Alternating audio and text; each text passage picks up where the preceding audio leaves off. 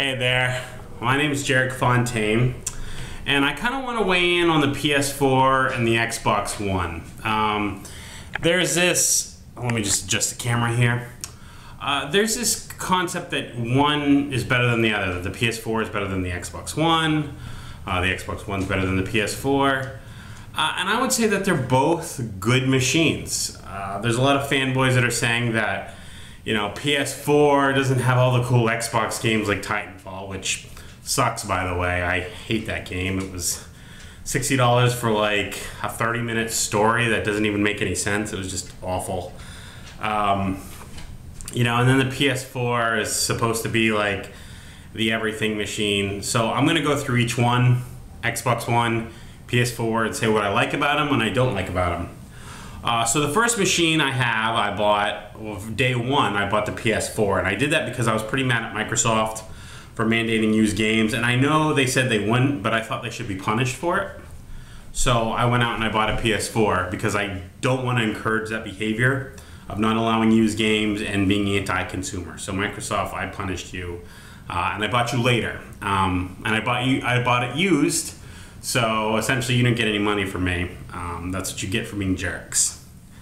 The PS4 is a good machine. I mean, it's quick. It loads up like that, very quick.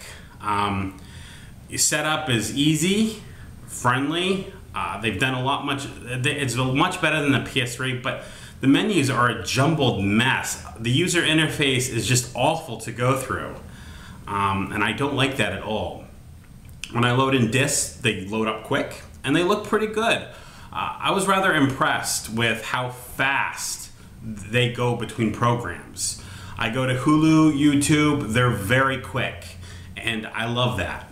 I also like the controller. The controller's it's more comfortable now, as opposed to the one before. It's made for my big ham hands, so I kind of like that about the new PS4 controller. I think that's a really great advance that they did.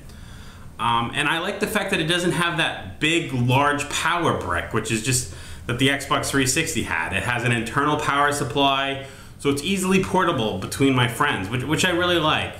It's a slick-looking machine. It looks very nice.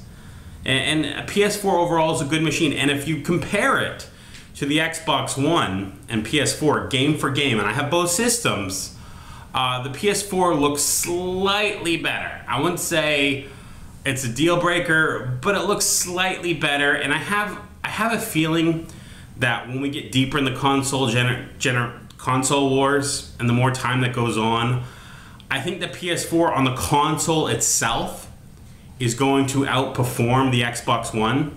However, I think if Xbox One, Microsoft can do cloud computing, they can offload a lot of the CPU load and kind of make the games load much better through the internet. So that just depends, but it depends on how fast internet connection is. I mean, America's extremely a slow pace crawl compared to the rest of the world.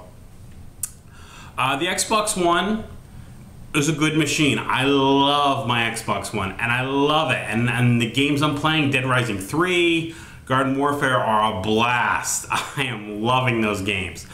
And as a game machine, I would say that I like the games so far. I mean, it's still early in the cycle, so I can't really say which one's better yet as far as game library, in my personal view. I find that it's bulky, it's heavy, and a lot of people hate the Kinect, and I admit that the hand motions suck, but the voice control is awesome. I love saying Xbox, go to YouTube. I love Skyping my mom. I see her in full 52-inch screen, and I bought her a Skype camera so she can talk to me in full screen. So we talk to each other full screen to full screen every night. And it's a wonderful experience. I really enjoy that, and it really brings value to me. I would say as a media machine, which is what Microsoft seems to be going for, the Xbox One is the machine to buy for the living room. It seems to be a media machine that also plays games. And I say that because it also plays games, because when you load games, it's kind of slower than I would think. Like, the newer games aren't fully taking advantage of the new hardware. So I would expect that it would have taken longer to load these games. And that's just not, I mean, it would have taken shorter to load these games. And that's just not the case here. I expected it to be quicker load times, because you know, when I bought the first Xbox 360, Perfect Dark Zero load much faster than, say, Gears of War, because Gears of War really pushed the system to its limits, whereas Perfect Dark Zero showed what it could do. The consoles overall, I play PC games, and I have to say, when I went from, say, the Xbox One to the Xbox 360, from the PS2 to the PS3, the graphical jump was incredible. But this time around, you know, they look slicker. You can see farther in the distance in a lot of the games. And visual, like, I played in Famous Second Son, and I keep hearing all these console fanboys on IGN saying, oh, and Famous looks incredible. And I'm thinking, well, I've been playing PC for a while, and it looks okay. And, you know, I mean, it's not bad. It's not like, it's definitely a next-gen game, visually speaking, but I'm not wowed by it. It just seems the jump isn't as impressive as I kind of expected, because I'm assuming that wow factor, but I guess I've been underwhelmed due to my PC gaming, and maybe that might have ruined it for me. So I would say overall that I like the PS4, and I like the Xbox One. I'm excited for what both games are coming out for it. I think I'm really looking forward to it, and I'm excited about it. I'm not wowed by the game libraries, by both of them right now. They're kind of for me. But I kind of like Garden Warfare and Dead Rising 3 right now. I think those are very fun games, and I'm enjoying them significantly.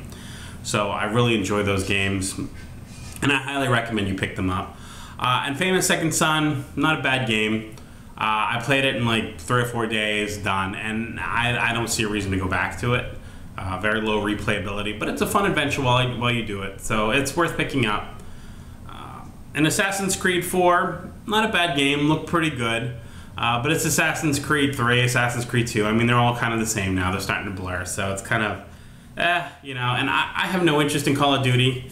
Maybe you people do, and you know, that's good. I don't mind Call of Duty people. I think they're important to buy consoles, because the more console libraries you have, the more likely we are to get the third-party games that I want. So that's fine by me. I definitely encourage people to get whatever game strikes their fancy. So yeah, so my final verdict is they're both good consoles, but they're not very mature yet.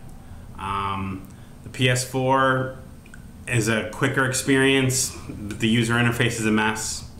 The Xbox One, good machine, not bad. You know, the controller's a little bulkier than I remember the other one, and I don't like it as much as I like the Xbox 360 controller, but it's functional and it does its job. It's annoying you have to pay an extra $30 for a battery pack, whereas the PS4 has it right there and then, and it doesn't have the charging is much easier. So that kind of annoyed me, that Microsoft is kind of squeezing me for money so early in the games and so in the system's life cycle. But you know, it's Microsoft. They're starting to get arrogant like Sony was, so that's all right. I will punish them for that and buy games for the PS4 unless they start becoming more customer friendly. So yeah, that's it. Enjoy both consoles. They're both good. And if you want a media machine, buy an Xbox One. You know, if you want a game machine that's a little faster and does what you want to play those games at the best they can look like on this console generation, then buy a PS4.